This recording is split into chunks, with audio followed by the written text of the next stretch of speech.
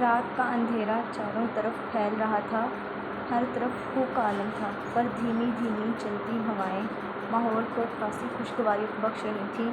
ایسے میں دبے پاؤں چلتا ایک نازک وجود مسلسل ادھر ادھر دیکھتے ہوئے نچلے لب کو دانتوں میں دبائے، جو کہ شرارتی مسکراہٹ کو دبانے کی شاید ناکام کوشش کی جا رہی تھی، آنکھوں میں چمکتی پراسراریت، دل میں اپنے مقصد کو حاصل کرنے کا پختہ عزم لیے دھیرے دھیرے آگے بڑھ رہا تھا۔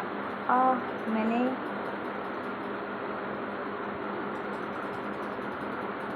کہا تھا نا کہ آج تم کو مجھ سے کوئی نہیں بچا سکتا۔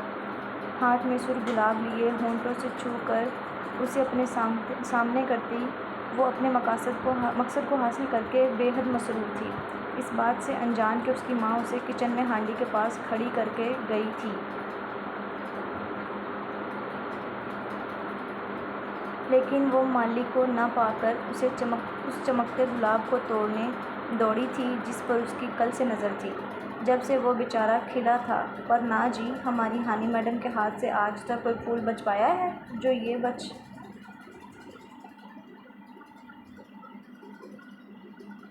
پاتا۔ ہانی صاحبہ بقول اس کی ماں کے اپنے خرافاتی دماغ کے ساتھ پھولوں کو اجاڑنے اور ماں کے سکون کے اڑانے کی قسم لیے ہی دنیا میں وارد ہوئی تھی۔ ابھی وہ چمکتی آنکھوں کے ساتھ پھولوں کو بار بار اپنے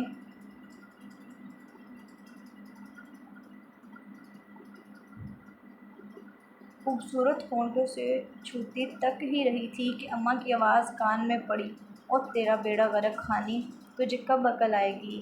لگتا ہے ہانڈی جل گئی۔" اپنے ماتھے پر زور سے ہاتھ مارتی وہ اپنی عقل پر افسوس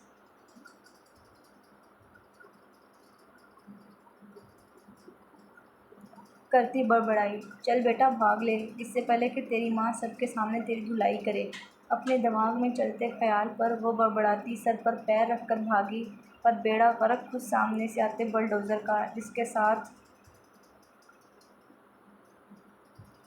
ٹکراؤ نے اسے رات میں سورج دکھا دیا تھا۔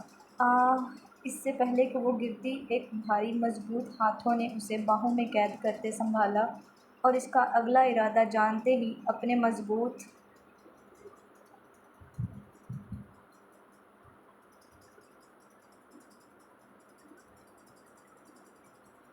بھاری ہاتھ کو اس کے منہ پر رکھ کر بند کر دیا۔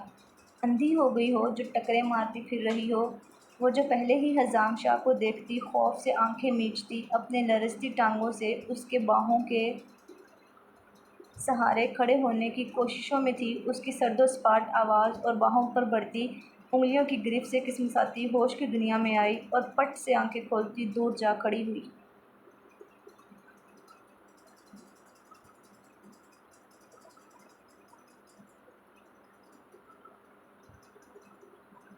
دوپٹہ اس حادثے سے کاندھوں پر جا گرا تھا۔ حزام شاہ کی نظریں بالوں کی چند لٹیں چہرے پر بکھیرے، چاند کی روشنی میں چہرہ جھکائے کھڑی، انگلیوں کو مروڑتی نظروں کو زمین پر گاڑے ہوئے نازک وجود پر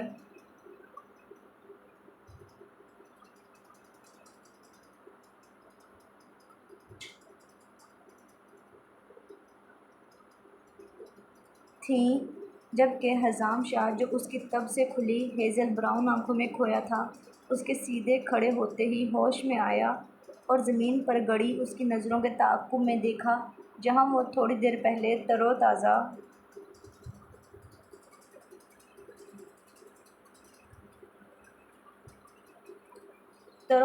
مہکتا سرخ گلاب آدھا اس کے پیر کے نیچے کچلا پڑا تھا۔ "اوپر منہ کرو، ادھر میری طرف دیکھو۔" اپنی آنکھوں میں موجود افسوس کو سپاٹ تاثرات میں بدلتا وہ سخت لہجے میں اس نازک وجود سے مخاطب تھا جو شاید نہیں یقیناً نظریں جھکائے رونے کی تیاری میں تھا۔ "تمہیں سنائی نہیں دیا کیا؟" اسے مسلسل نیچے نظریں گاڑے دیکھ وہ تیش سے بولا تو وہ جو بامشکل اپنے رونے پر قابو کیے ہوئے تھی، فوراً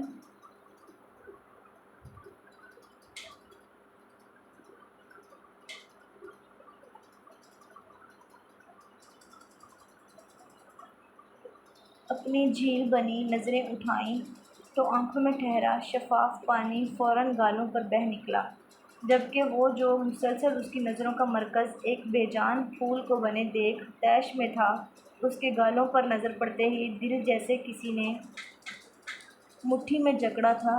وہ جو 5 قبیلوں کا سردار، کئی ایکڑ اراضی کا وارث، شاہ انڈسٹری کا مالک تھا، کیسے اپنے دل کے ٹوٹے کو ایک پھول کے لیے روتے دیکھ سکتا تھا؟ ادھر دیکھو میرے دل کے قرار،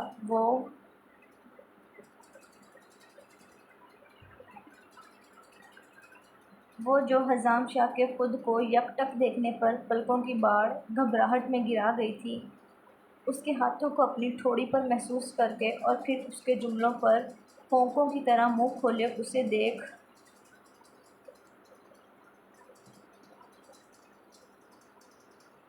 رہی تھی، جبکہ حزام شاہ نے اس کے منہ کو دیکھتے اپنے لبوں کو دانتوں میں دباتے مسکراہٹ کا گلا گھونٹا اور پھر اس کے منہ کو اپنے بائیں ہاتھ سے بند کر کے شانوں پر پڑا اس کا دوپٹہ سر پر اڑایا۔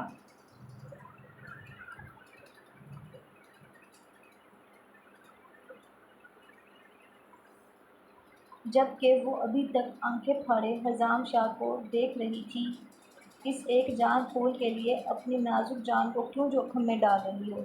آئندہ میں تمہیں کسی چیز کے لیے اتنی پرواہ کرتے نہ دیکھوں۔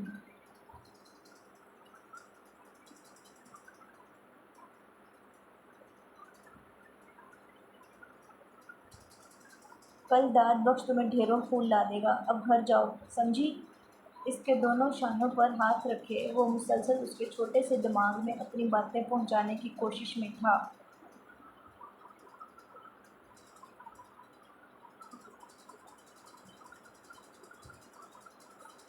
جس میں صرف شرارتوں کا انبار جمع ہوتا تھا۔ سائیں خاموش، گھر جاؤ، اور یہ ادھر ادھر نہ مٹکتی پھرا کرو، یہ نہ ہو کہ تمہیں ایک کمرے میں محدود کرنا پڑ جائے، سمجھی یا نہیں؟ جی جی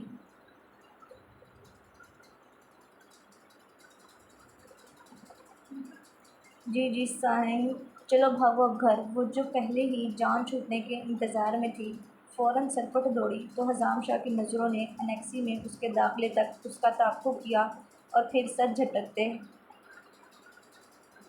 اندر کی جانب بڑھا، جبکہ لبوں پر مسلسل ناچتی دھیمی مسکراہٹ کو دانتوں سے کچلتے روکنے کی کوشش بھی جاری تھی۔